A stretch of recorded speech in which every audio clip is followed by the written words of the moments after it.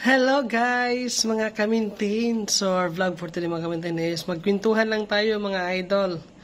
So update lang tayo sa buhay-buhay natin o trabaho natin mga idol. So as of now is already 12:30 in the morning. So kape tayo. So may break time tayo mga idol, 1 oras. So gamitin din natin yan na magkape or mag-snack. So, ayun mga idol. So, kumusta kayo mga idol? Kumusta din yung mga dashboard nyo mga idol? Okay lang ba? O, pula ba or green ba lahat? So, ano na? Malaki na ba yung earnings nyo mga idol? Sa akin mga idol is, wala talaga mga idol.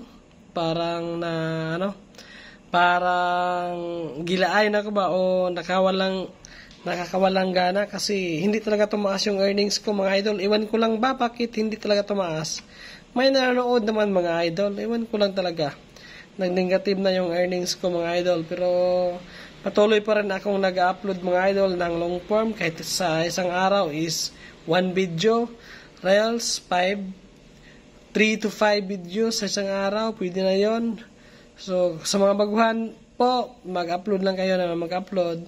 Make sure po yung video na is, lalo pag hindi pa monetize, wag muna kayo mag-upload na mga na may trending na music or audio. Mas mabuti talaga mga idol is yung yung sarili yung video talaga o original video po.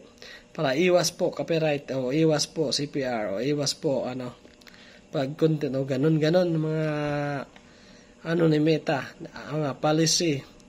Kailangan talaga ma-check natin yan lahat. Mahirap kasi pag may violation mga idol. So kaya hindi natin malaman kung anong video ang nagka-violate. Dapat talaga original o walang background. Kung gugamit man ng background music is make sure na hindi siya copyrighted in music mga idol. Tapos sa mga hindi pa po ng ads on Reels, so huwag muna kayo mag-upload ng mga trending audio. So ganon. Yun lang din yung mga technique pa para madali.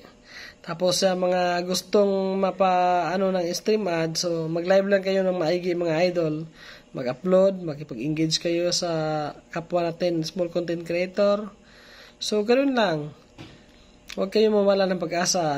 Aabot din yan, makakuha din yan yung 4,000, 5,000 followers at saka 60k minutes views.